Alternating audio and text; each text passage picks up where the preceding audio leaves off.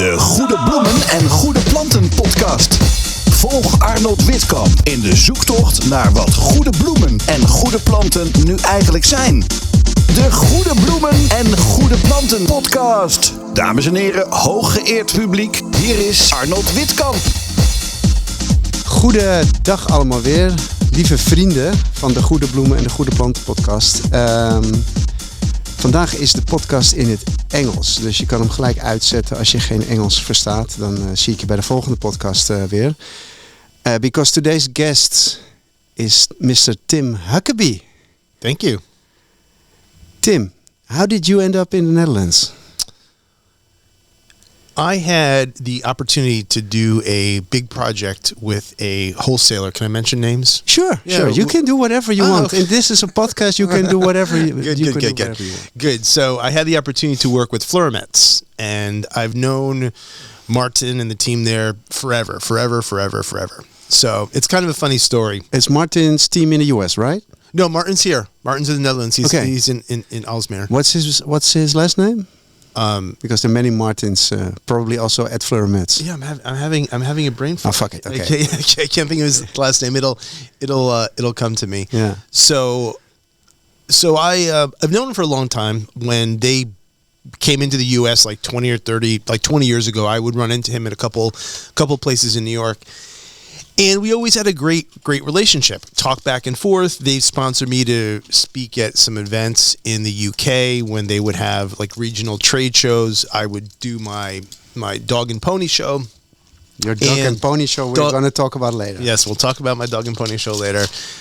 Vered is his last name. Vered. Martin Vered. So he's pretty high up on the food chain there. Okay. In August of 21, I called him about something else, and he said, oh my gosh. And I couldn't figure out what was going on. And he said, we have this project we'd love to talk to you about. So we started the dialogue, and he said, but you'd have to move, to the Netherlands. I thought, yeah. So that were you thinking like hell yeah, or like yeah, please? Well, a lot of my business, and we'll talk about this later, has been in the UK. Mm-hmm. So I've been coming to the UK and in Ireland forever. I first came to Europe when I was a teenager, so I feel very comfortable here. Yeah. I go to the south of France on holiday every summer, so it was easy. It was a no-brainer. And I've been living in New York for about 118 years, so I was ready for ready to shake it up a little bit. So I said, great. So we had the conversation. We went back and forth. We went through the interview process. They made me an offer. Said, let's do this for a year. See what we think. See how it goes. So I came over with the husband, whose name is Martin as well. So that made things interesting, and we loved it. After the 1-year contract, we both kind of decided, let's kind of move back to where we were, move back to in different directions. But there's a program that makes it easy for Americans to stay here in the Netherlands, and we applied for that.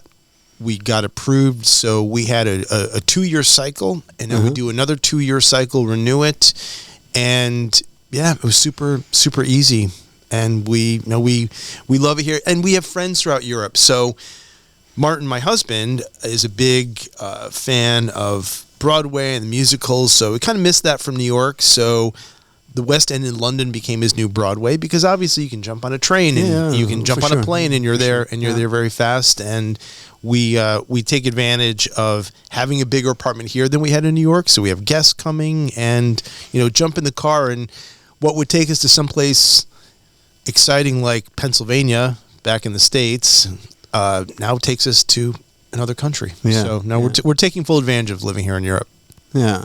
Well, good to hear. But you're not longer working for Fleurimets, are you? No. I've done some projects with them, but we decided as part of my visa program that I would be starting my own company. So that enabled me to kind of be self-sponsoring on the visa, and then by default, Martin, the husband, became covered under the same visa. Yeah.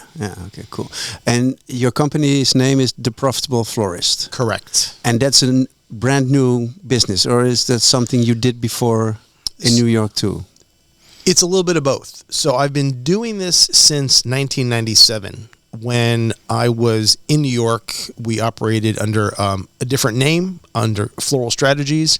But part of the move here, I decided, let's rebrand, relaunch. So chose the name Profitable Florist because with the advantage of hindsight, the profitable florist doesn't need explanation. Who doesn't want to be a profitable florist? Well, I know a couple.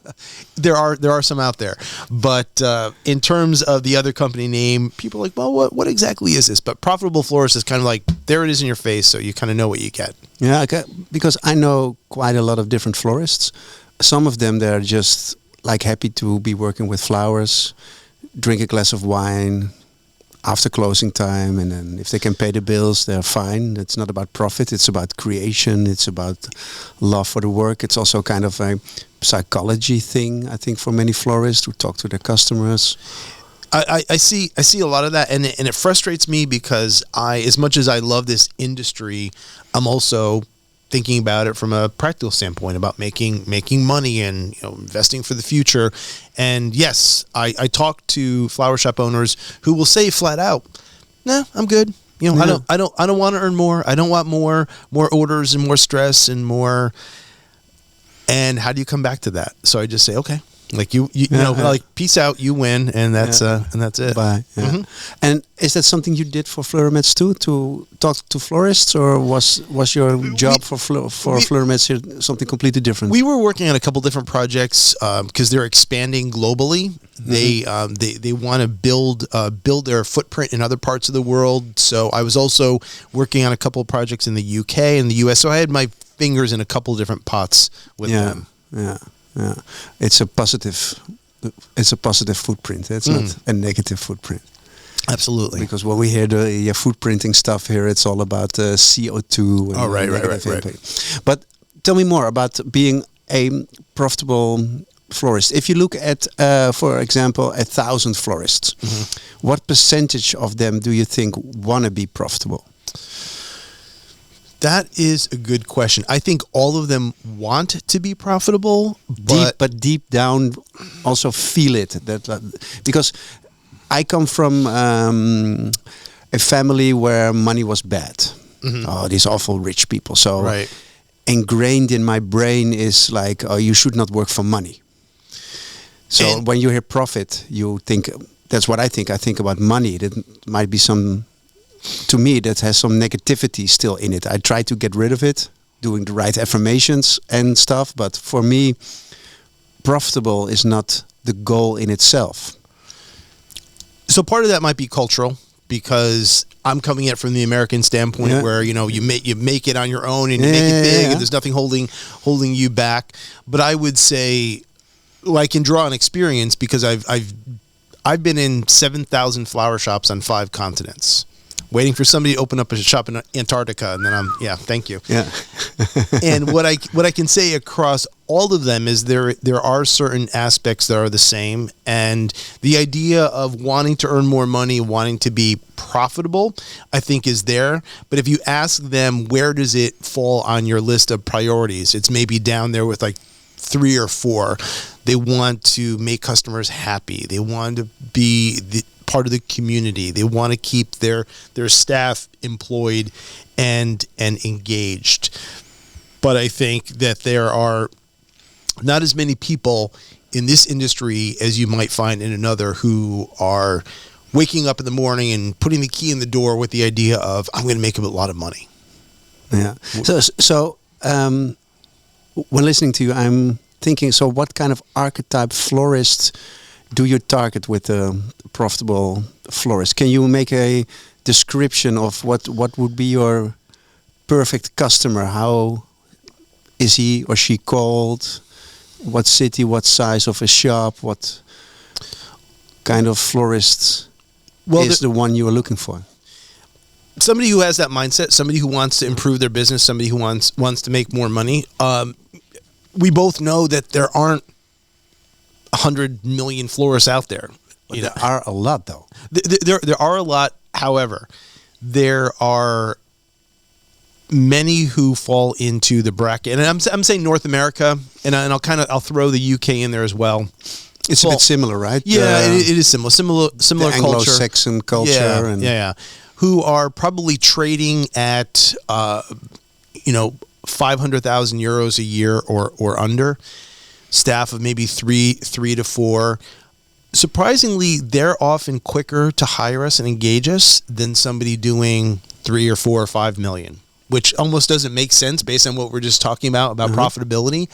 But what we bring them, so it's called a profitable florist, but it's more than just about money. It's also about becoming more efficient, making your job easier, reducing the stress, because part of what I bring to them is what I call best practices. Because I told you I've been in 7,000 flower shops, and when I'm there, it's eyes open and ears open. I'm listening, I'm watching, I'm learning. And when I see a successful flower shop and I see the same things happening over and over, that says to me, this is the way to do it. This is the smart way. So that's a lot of what we teach people.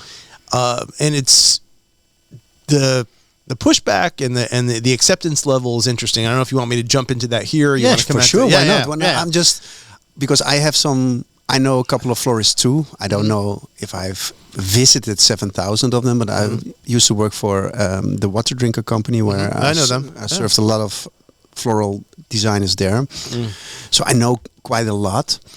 So I have this created image myself of a typical floral designer who is running a shop, who is a slave of his own opening hours. I've had a shop myself for 5 years. I worked at the best flower shop in Amsterdam for 2.5 years. Okay. So I know a bit. That is later. We talk about that later. Okay. So which is the best? But I worked there. So I have this image in my mind too of a floral designer. So I'm like, and to me there are creative people, so they are very yellow oriented. So it's first about the creation process and the happiness and the feeling and the emotions. Generalizing, so no, you're hitting it. You're hitting it pretty close.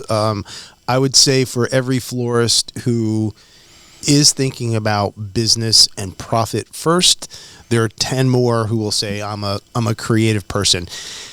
Sometimes we'll meet that person who has the perfect balance. More often than not, it's the person who will self-identify as the creative person who will then use that as an excuse to not be business-minded. Like, I just want to make it pretty. I just want people to I want people to have something that looks beautiful, and that's almost their excuse for not charging enough, not asking for more money, not being more aggressive with their marketing, with their sales tactics. But getting back to your question, the people that we work with are sometimes people with a lot of experience. And the older that I get, and since I've been doing this for 118 years, it's rare now to meet somebody who's been doing it longer than I have. But I do.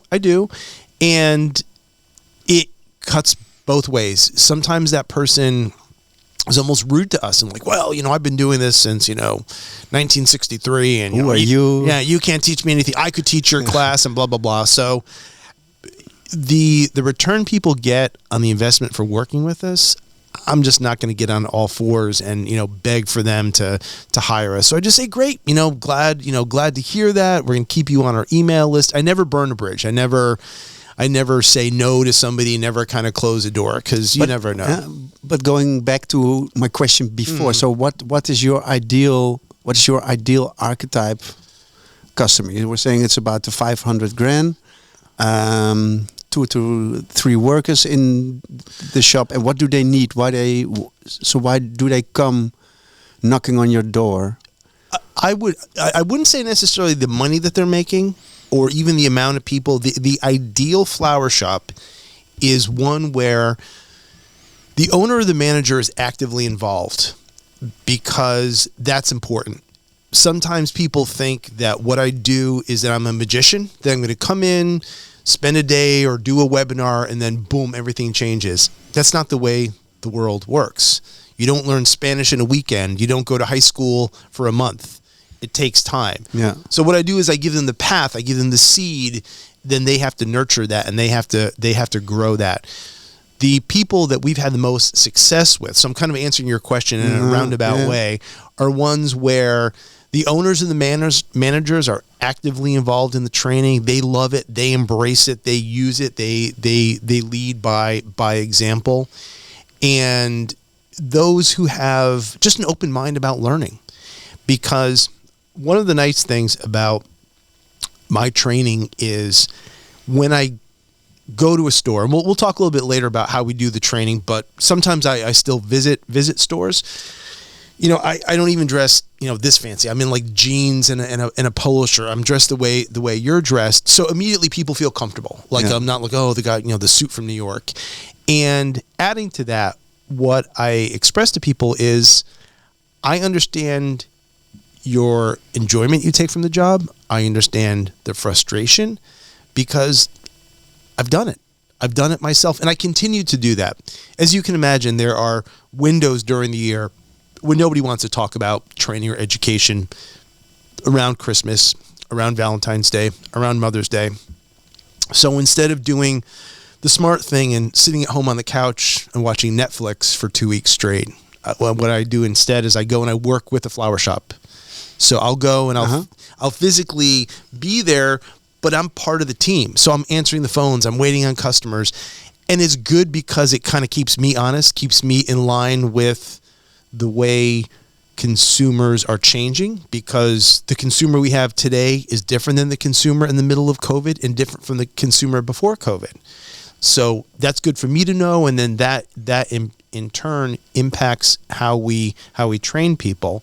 So when I'm working with a group, again, you know, having somebody who's receptive, when I can explain to them, hey, I understand what some of your struggles are, and we're not here to teach you to be a salesperson. We're not here to teach you to give better customer service. We're here to teach you how to do your job easier, how to do your job better. And all that stuff happens afterwards. That's kind of the residual benefit. And did you have a flower shop yourself in the past too? No. So do you want my origin story?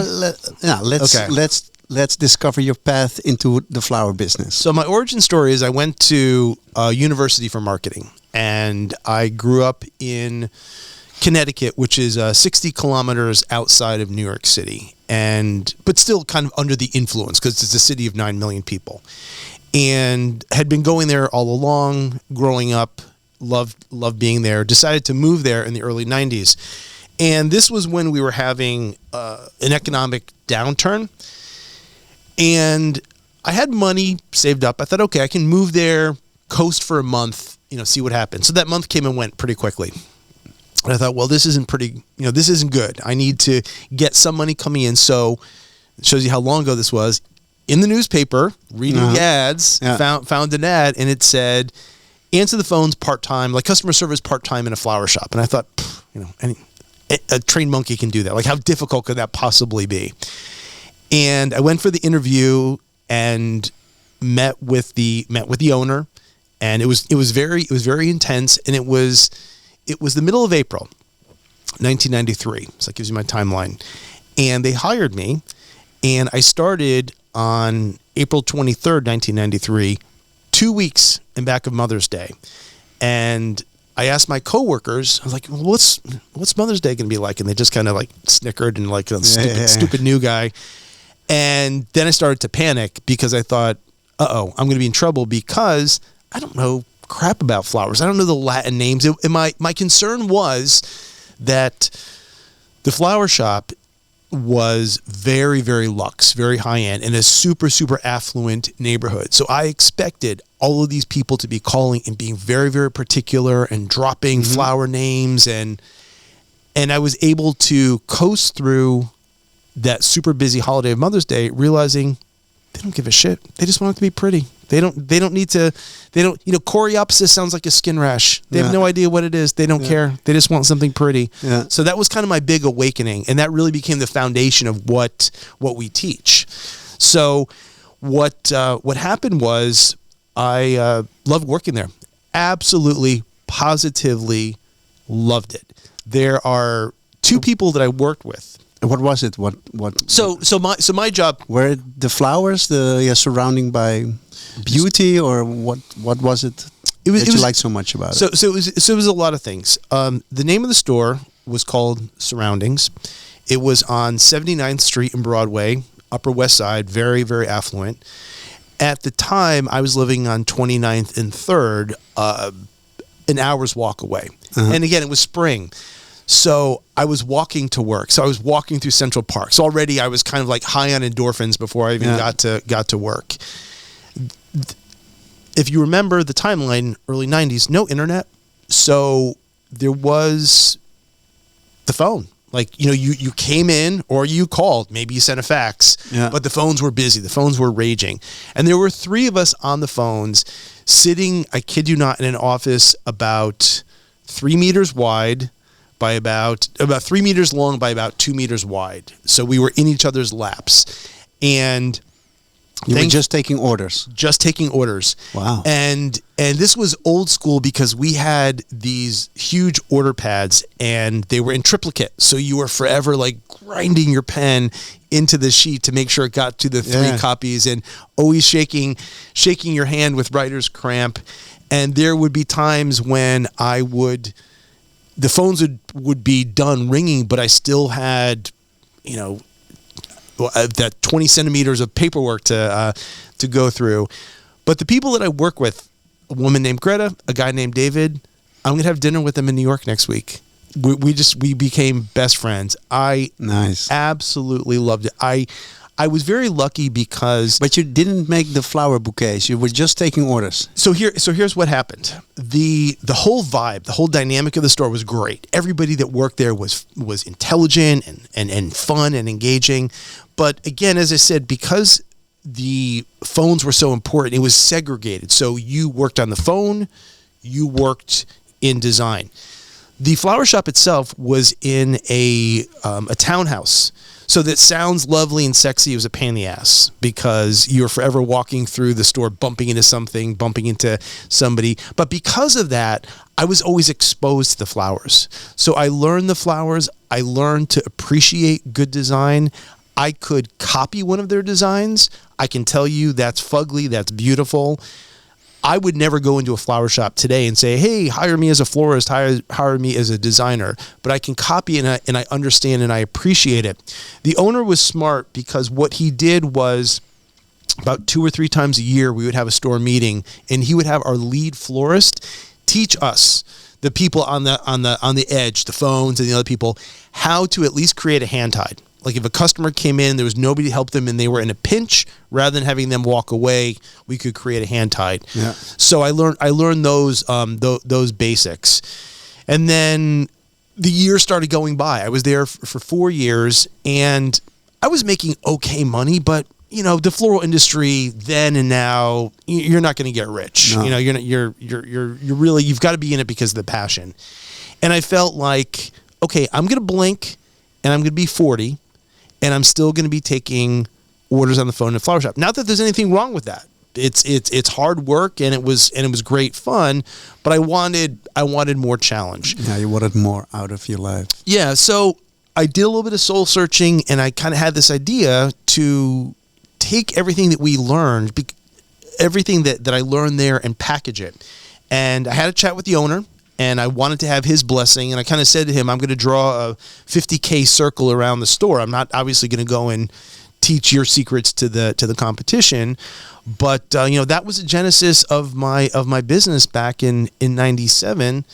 And for a long time, up until 2018, my model was, no matter where you are, I'm going to come to you and teach this experience. And I'm one of the very few Americans you'll ever meet who has been to all 50 states. I've seen most of Canada. Like I said, 7,000. A great life too. Travel so much and see, I made see the world. I made great friends. One of my favorite states that I visited early on is New Mexico. I actually bought acreage there. I bought property.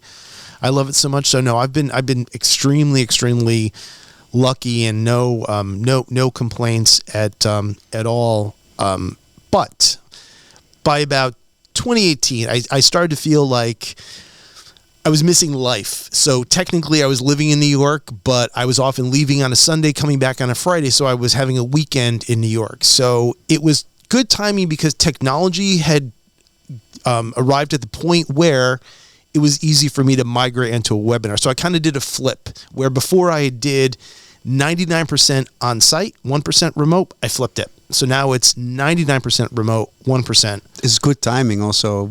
Yeah, exactly. Before COVID. Exactly. So when COVID came in, that was easy. And COVID forced more people to understand and use that technology and realize that this is a viable way of communicating. So it worked out fine. Yeah. So I'm just, imagining you come into my flower shop. Mm-hmm. So what's the first thing you ask me? Are you the owner or you? I'm the owner. And then what? Okay. So have you already hired me or am I trying to get you to hire me? I hired you. Okay. So what happens before I show up, you fill out like a 20-point form for me online. So I know the detail. I know how many people work in your store. I know what you charge. I know what some of your struggles are. And, you're going to tell me in confidence, hey, this one staff member, drives me crazy because she does this, or this other staff member really struggles with this. So when I go to the store, and there are a couple of variables depending on how many staff and how many days, but typically I will bring some kadochas from New York or Amsterdam, some baked goods, because you always win people over with sugar and fat. And I'll share cookies and cakes with everybody and just kind of put them at ease and explain why I'm here and what we're going to do. Because no matter what's said beforehand, there's still people who feel like, well, why is this guy coming in? Am I not doing my job well enough? Like, why have to spend money to tell somebody how to sell flowers? I've been doing this for 30 years. Yeah. So there's a little bit of that pushback. But I explained to them what we're going to do, how we're going to break down the days, and where. So for how long are you at the shop normally? For a week or no. Typically a day. If it's a bigger store, 2 days. But typically I can get it done in a day. And what often happens, and this took place in September in Florida, there were a bunch of ladies who'd been there for probably about 400 years, and they were like huffing and puffing and like, oh, I can't believe we're doing this now, and just all the whining. And by the time we were done, we were hugging it out. Yeah. So that's what happens, because people realize that I'm just giving them a path to doing their job easier. Like, who doesn't want to do that? And then there's a follow-up later on? Or? Yeah, there's follow-up. So part of the training is recorded. There are materials they get. We do a follow-up. We do a webinar. We do a phone meeting. And then people become part of the family. So they're on our email list. And we do workshops, for example. They get some kind of regular tips or? Yeah. So we have one coming up in January 14th. It's called Valentine Boot Camp.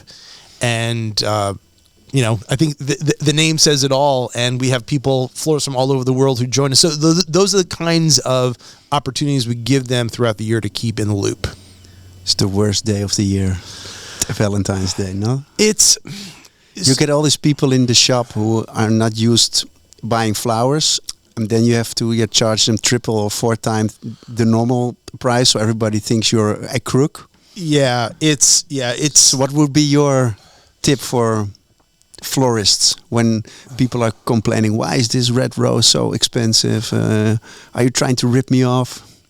Well, to back up, and I don't know if I might get deported from the Netherlands for saying this, but it's tough because we're forcing a product. The quality isn't great at Valentine's Day. Sometimes those roses have been in storage and it's a premium. So it's kind of an upside down holiday. And adding to that everyone's selling roses. Albert Heijn is selling roses. The lady on the corner is selling roses. Roses are everywhere.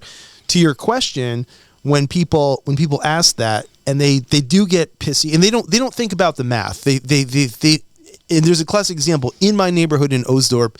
There's an Albert Heijn XL on a corner. Yeah. Wonderful flower shop. When you walk in, you come outside, and 50 meters away is an independent flower shop. Of course, I always go there and give her my trade, but people will still go to her and want to know, well, how come you're more than them? Not realizing that Albert Heijn is part of a multi-billion euro mega corporation. So what we teach, and this is actually a big part of our teaching, because customers don't always ask that politely, especially at the holiday. They're shitty about it. They're antagonistic. They're accusing you of being a thief. So what I train people to do is to mentally go on holiday. Yeah, well, that would be nice. Mentally take a breath and just say to the customer, I understand.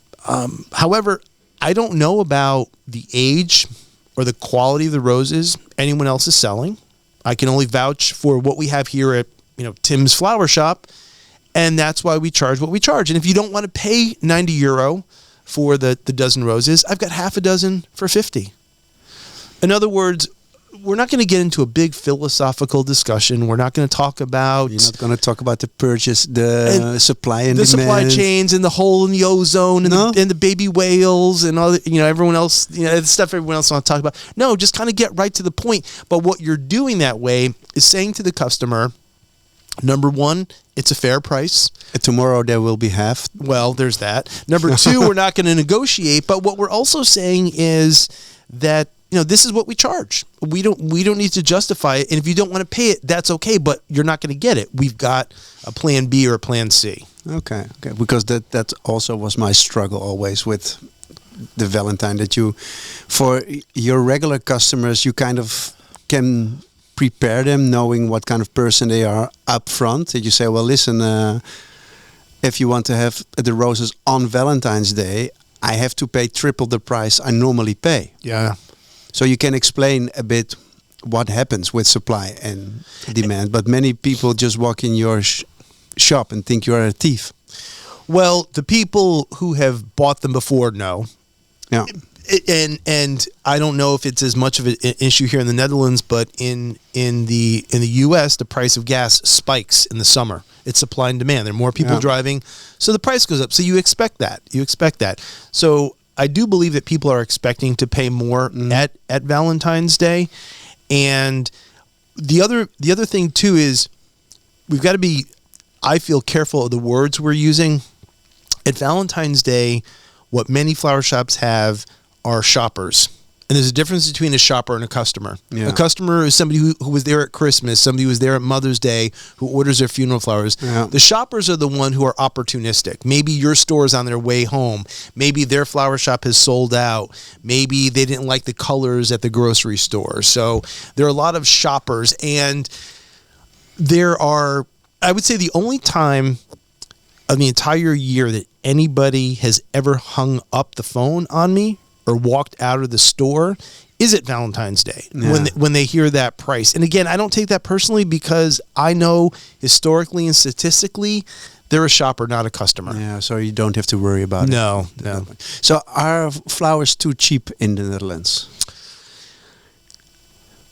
That's an interesting question because relatively they're quite cheap here. Amazingly so. And I think the answer to that question goes deeper than a yes or no because it's part of the culture. So explain, why do you think flowers are so cheap here? Well, I think simply the logistics that they're growing down the street. There's such an abundance of a product that's available here. I also think it is part of the culture in the Netherlands that when you to buy cheap stuff, not to buy cheap stuff, but to go. I see it every because like you, I work at home. Sometimes just to stretch my legs or just to shake things up, I'll hop on my bike like a good Dutch person and ride over to Albert Heijn.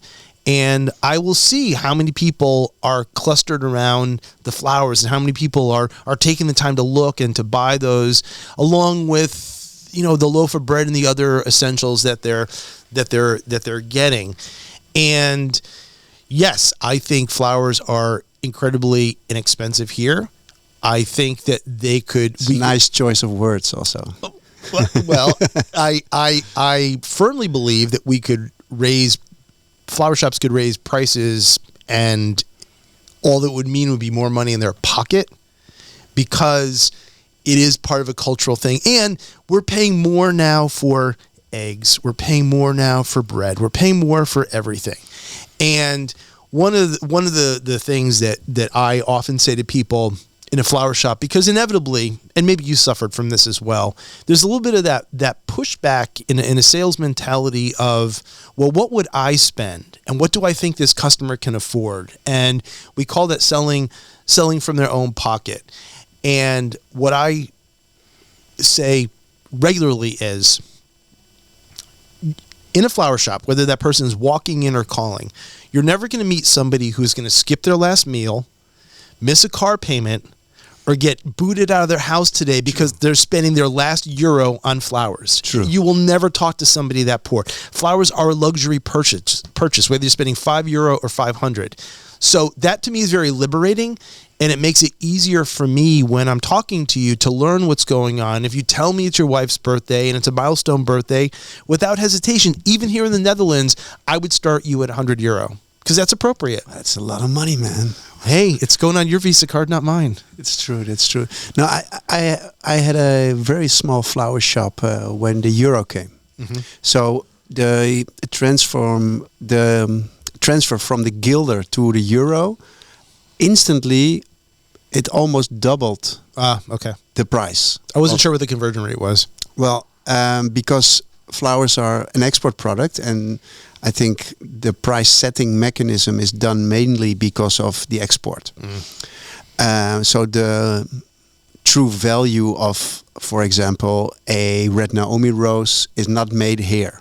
It's made internationally. Right. So when the euro came, people didn't really know what it was worth. And non-euro countries, they wanted to pay the same for it. So boom. Yeah. And but it was for a lot of things, which made and I am always curious. Okay, why do you sell yourself so cheap? Because it says something about yourself too. So I worked at Flower Shop Ivy at the Leidse Square in Amsterdam. I don't know if you know it. Mm-mm. It's one of the oldest shops from 18 something. Back then, I don't know if he's listening, but I'm going to share it anyway. We did everything times 5. Okay. That's a good markup. It's a good markup. Yeah. It was a very expensive location also. Mazel tov if you can get that money. That's Well, good. we sold, I remember vividly, I sold a bunch of Menton French tulips with 2 bunches of eucalyptus for €120. Mm-hmm. That's like the normalest thing in the world. Yeah. And we never talked about prices. We never said it was expensive. And some people say, "Oh, that's expensive." We always replied, "Yeah, it's a lot of money, but it's not expensive." So that's But I think when tomorrow we decide to double the prices, nobody really would sell less here. I don't think so. I know so, because this is an interesting fact for anybody listening, because I'm sure it applies here in the Netherlands. When I talk to flower shop owners about what we do, there is a lot of pushback, like we've been discussing. One of the things that people say, and it kind of makes me smile, is they'll immediately say, "Oh, we don't need training because our staff is very friendly. Customers love our staff."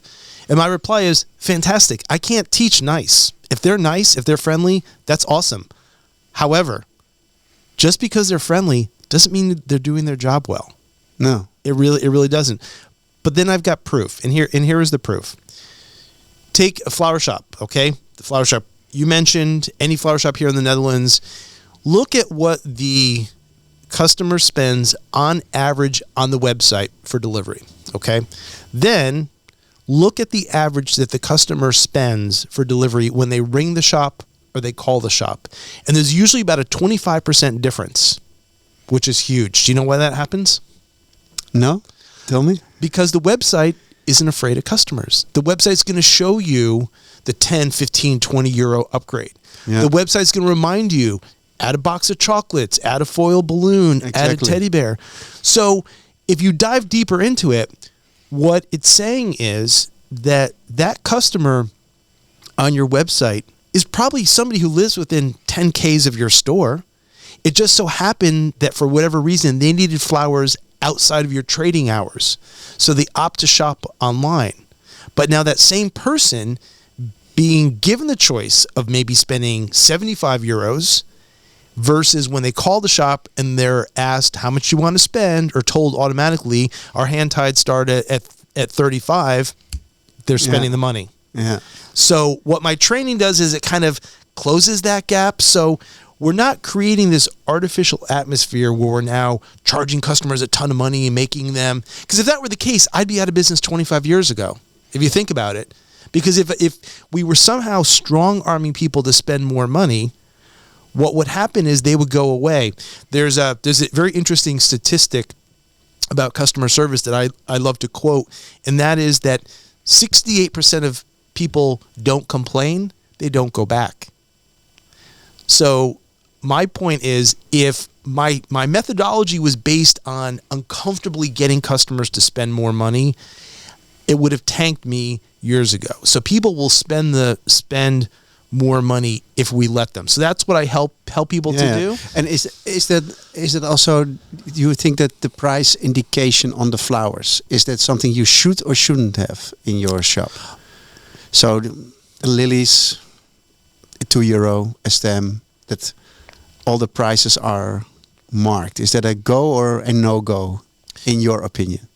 So one of the things that we teach, we have mantras. We have like 6 sales mantras. And mantra number 2, I feel like I should have them tattooed on my arm. I know them so well. But mantra number 2 is make shopping easier. And that's what we want to do. We want to make it as easy as possible for a customer to shop with us. Therefore, price it. Because I will tell you as a consumer, when I go someplace, and it doesn't have to be a flower shop, it could be a jewelry store or a shoe store. If I don't see a price on something, I wonder, A, is it not for sale? Or B, are they going to price it based on what they think I can afford? I fucking hate that, because when I'm in a poor country and things are not priced, I don't really want to ask too. Exactly. I think they're going to rip me off. Exactly. So you should always price it. Always price it, because it makes your job easier. Then you're not saying the same thing 50 times a day. Per bunch or per stem? Both. Both. And one of the struggles, it's interesting because I haven't had a chance to do my song and dance in a flower shop here in the Netherlands. What's the first mantra? I'm sorry, I'm getting so many questions. You're asking me to give away the secret sauce, but you're a nice guy. And nobody's listening, man. I'll give you a secret sauce. The secret sauce is very interesting, and that is ask fewer questions, give more advice. In other words, if you want a quick bunch of flowers, it's everywhere. Like we just said, you grab them on your way out of Albert Heijn. But when you want something special for your girlfriend, you're going to go to a flower shop. But the expectation is that person behind the counter is going to help you choose. Right. Regardless of age or gender, none of that matters. But you intuitively perceive them as they've got all the answers. They've got all the advice. It's no different than a restaurant. And that's exactly that. There's a good flower shop owner once told me, Arnold, my customers think they choose, but I choose for them. Exactly. To that point, I mentioned earlier how at the so how can I help you is never a good question. Nay. Never. Worst. I was trained by this best flower shop owner, said you never say how can I help you or what can I do for you, or you always say good morning. And then when they look at something, you say beautiful, aren't they? And then you start the conversation. Your job is to help them. And as a consumer, I hate that question. And again, it has nothing to do, or it's not specific to the flower industry. I can walk into a bakery. I can walk into a bike shop. And if somebody asks me, how can I help you? I just think, like, that's your job. So what we do is we train people to ask engaging questions. So I'm going to ask you, what brought you to Arnold's Flower Shop today? What special flowers can I help you to choose? And even beyond that, depending on the person's personality and comfort level, I'm going to go so far as to say, what are you celebrating today? Are you looking for birthday flowers or anniversary flowers? All of those are conversation starters. In the back of my mind, I'm thinking, my child just died in a horrible car crash. Up goes the value. Up goes the value. You got to listen, and then you work with it. But when you tell me you just had a big fight with your girlfriend, €100 right out of the gate. Yeah. No hesitation. You'll spend it.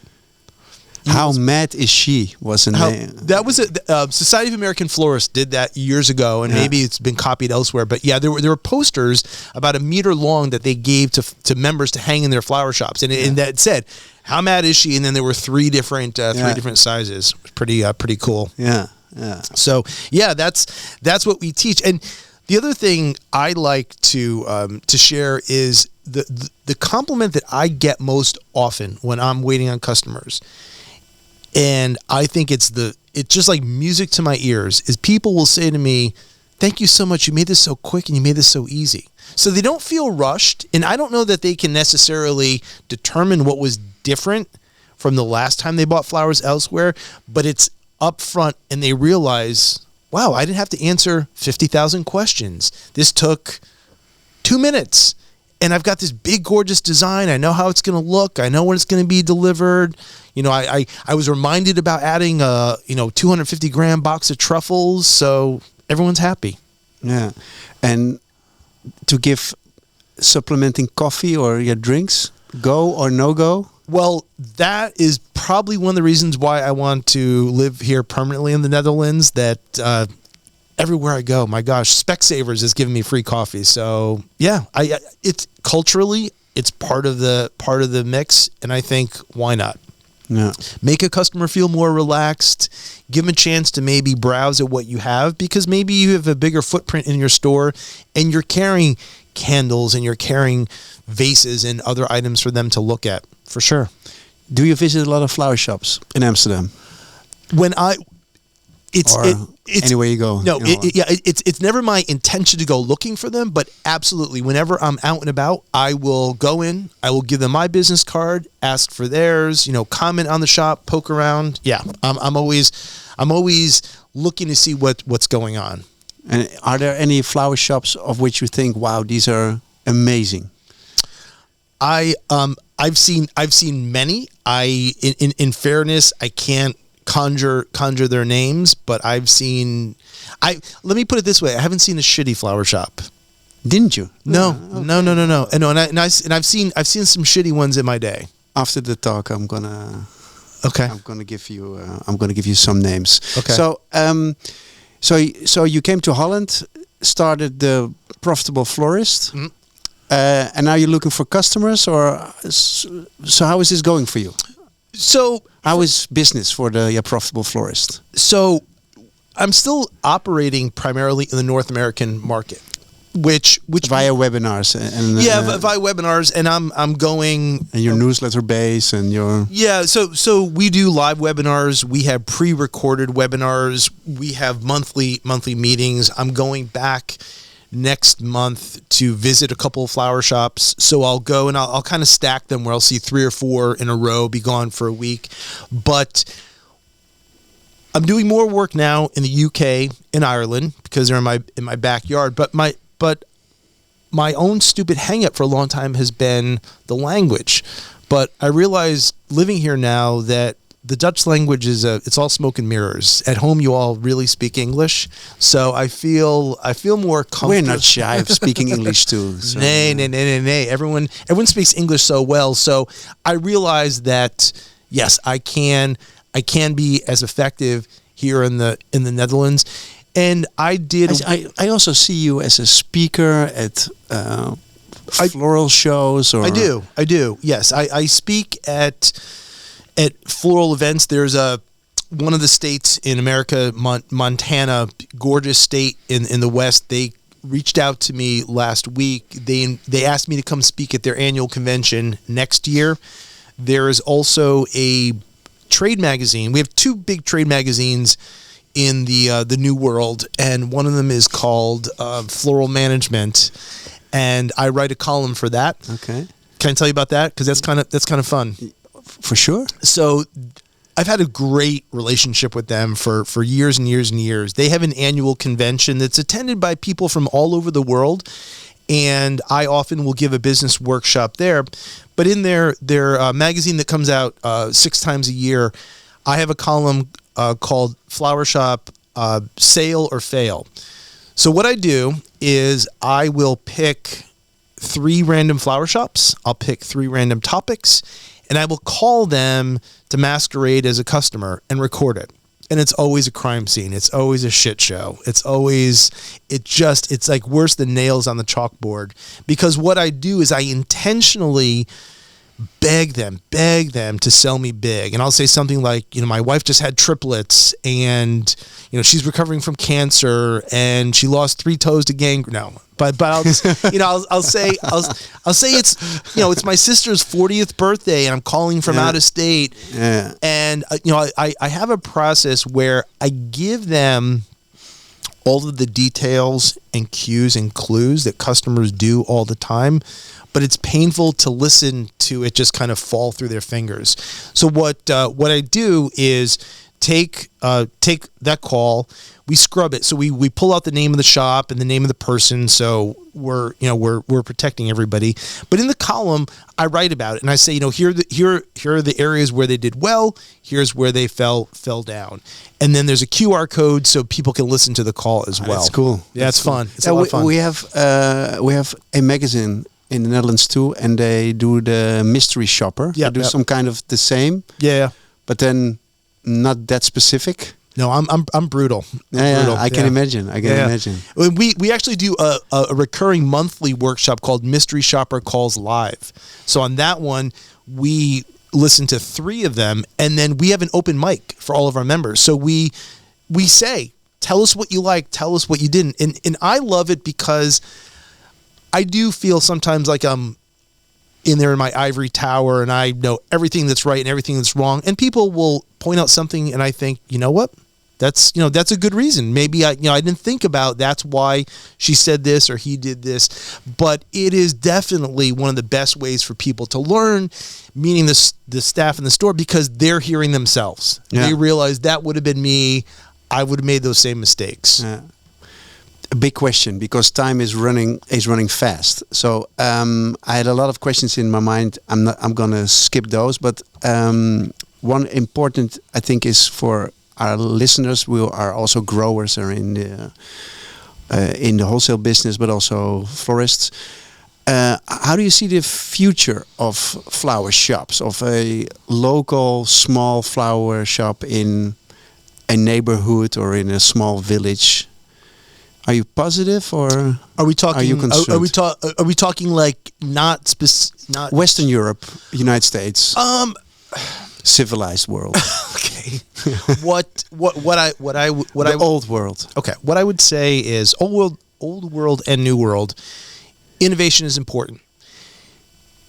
We are not wearing the same clothes we're wearing 10 years ago. Well, some of us are, but there are new cars coming out all the time, new clothes coming out all the time. Starbucks is trying some new flavor all the time. You can still buy a skimia for at Christmas. It's true, but I'm talking about the design and the presentation. And there's a tendency in flower shops sometimes to make what they think the customers want. But they say, well, this is what our customers want. This is what they buy. Well, that's all you're giving them. So you're never getting out of your comfort zone. Part of what I do when I travel in the States is my ritual is get into town, go to the grocery store, get my yogurt and my seltzer and bullets for my gun, and and what I do is I take close attention at the flower shop. And what I've seen happening more and more is the flower shops in grocery stores are getting better and better and better, meaning their quality is improving, their design offerings are getting better, but the most interesting fact is their prices are going up. Yeah. For a long time, I don't know if this was the case here in the Netherlands, probably, but in the U.S., what you heard so often, you would see on Facebook groups is, oh my gosh, I can't compete with with the grocery stores. Their prices are so cheap, and their prices are so cheap. But what's happening is the people who own the grocery store who realize, well, if we can sell a jar of gourmet peanut butter for €12, I can offer a hand tied for 50, and someone's going to buy it. You see that in the UK too, with Marks and Spencer and absolutely, yeah. M&S and Tesco and Sainsbury's, they're all kind of upping it and offering higher price points. If you compare the two countries, the UK and the Netherlands, do you see a very big difference? Because I don't know many supermarkets here who have a good flower presentation. I know actually the Albert Heijn you are going. I grew up in Oosterp, so I know the one. Right. It's okay-ish. Right. It's big. Yeah. And they have a lot, especially when I remember my father always went there. I think Wednesday morning when they had the new delivery. Sure. And when you go to Wednesday morning, you are guaranteed of quality flowers. And then depending on who is working, right. But the UK is different. I don't know any Marks and Spencer who is doing it. Well, even here in the Netherlands, I haven't seen where there is a florist working at the flower shop. Maybe in the city center, but then I'm thinking they're not going to have the space. There are a few. Yeah. So what I see in the UK is similar to what I see here. What I see in the US is that they have flower departments that are stocked, and they're offering more options and turning them over quicker. But yeah, I think they're getting a little bit more creative with their price points, whereas for a long time they didn't even look at it. But I think my assessment is real estate in a grocery store is very expensive. They have to optimize it. They have to get every centimeter working for them. Yeah. So they're going to do the analytics, and they're not going to lose space. So they want to make sure that they're making a good profit and charging healthy prices. Yeah, there've also been some papers on that they sell more fresh fruits and vegetables when the flower presentation is good. Mm-hmm. So it also resonates throughout the supermarket if the fresh flowers are well taken care of at the entrance. So yeah, that makes sense. Yeah. So the work you do for a country as the Netherlands, where we have a very large floriculture industry, it's kind of important because half of the flowers, in the end, they go to a flower shop somewhere. Right. The other half is going to supermarket and mass market shops. I can see it would be interesting for you to be hired by importers, growers, to also educate about their offerings and about their innovations and sustainability initiatives. Do you also see that as a question coming from floral designers on like how to reply to consumers asking for sustainable flowers and the well-being of the workers in Africa? And is it a topic in the UK? I don't think that it is huge. I think there are some questions. There's a flower shop I work with in Canada, and they're actually called ecostems. And Joe's whole idea is everything that we're bringing in is organic, and he's done the backgrounding, but it's tedious, and it means that he's charging a premium, and not everybody wants to pay that premium. And that's organic. That doesn't say anything about social responsibility or. I haven't been to his store in a while. I haven't been to Canada since before COVID. I would imagine because he's a smart young man that he's probably evolved along those lines.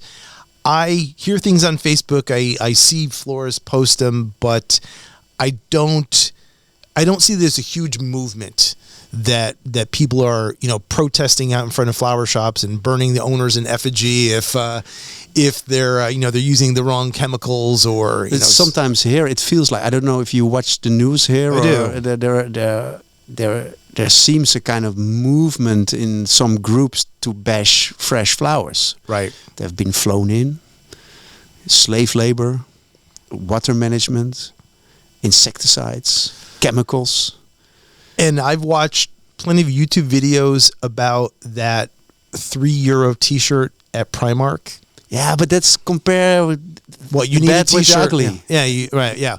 So yeah. Well, I mean, if you want to talk about resources being used, that's also the way that the world operates, and you also and I know that this is a passion point with you. Wow. And And is it kind of hobby. Yeah, but as it should be. But then, I guess you can argue the reverse. Like, okay, so then we're not going to use labor in that country.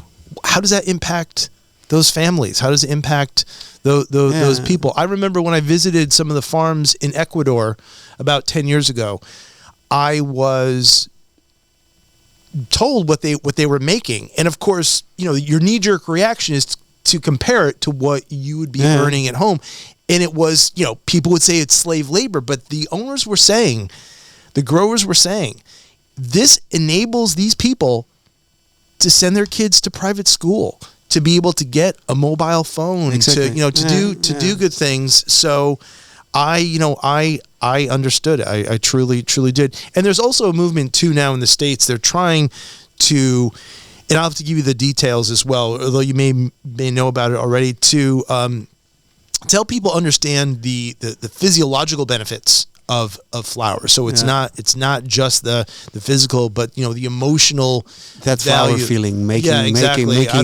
of California. Making self-care easy. Exactly. But that's also, I think, culturally, people in the States, they are not really used to buy flowers for themselves. It's always a gift. It's in the gifting. And I think culturally in the Netherlands, it's everybody buys flowers for themselves. Right. At home. Also for gifting, but also just for yourself. And I think what that Flower Feeling initiative is trying to do is to just sell more flowers. If you open up that market, that people start to buy flowers for themselves, that market is huge. Yeah, for sure. So that's good. Yeah. 350 million consumers. Yeah, it's the biggest market. And then I think India is the second biggest market. It's very interesting how they perceive flowers there too, because maybe we should start offering flowers here. That could be a really good thing, to become a bit more mindful and a bit more like, how do you say, yogis. Yes. We're gonna offering flowers to Shiva and to all the gods. I can make some more mantras. Yeah. So the third mantra is? Oh, you're not getting 3 out of me. Tim, no, I'll give you 3. Okay. We'll squeeze 3 in real fast. Okay. So 3 is the core of my whole sales philosophy, and it's very simple but very powerful. And number 3 is, don't be afraid to hear no. So what that means is that statistically and historically, you're in my flower shop and you want to send flowers to your wife for her birthday. I'm going to offer you €100 hand-tied. That might be more than you want to spend. You might even get a little pissy or antagonistic, but you're not going to storm out of the store. You're not going to hang up on me. You might say, "What are you high? Like, you've spent the day at the coffee shop?" But you're still going to leave my store with something in your hand. Maybe you spend €75 instead of 100. But in the flower industry, because we really haven't focused on business education, I think this is a good way to kind of sum this all up. We've allowed this feeling to evolve that if you go over that edge and if you offer a customer something that's out of their comfort zone, they're going to be pissed. They're going to storm out of the store. They're never going to shop at your flower shop again. They're going to spend the rest of their life bitching about you on social media. It doesn't happen. No. It doesn't happen.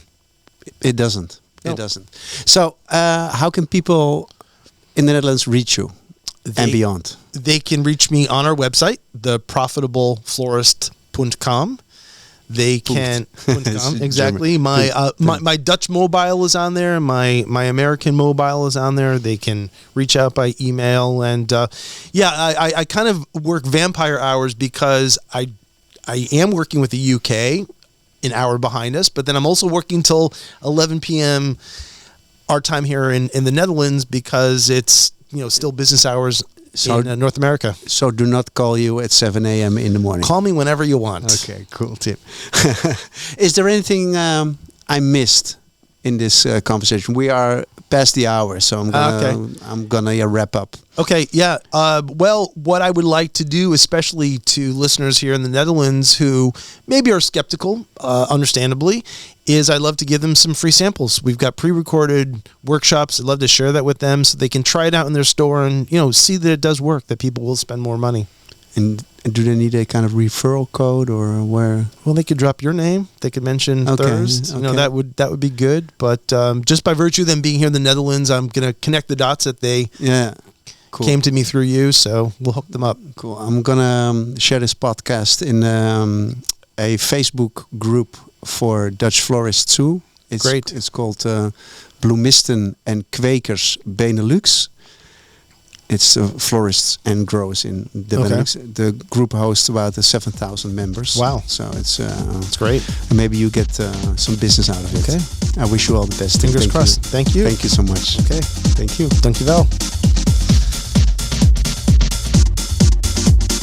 De Goede Bloemen en Goede Planten podcast.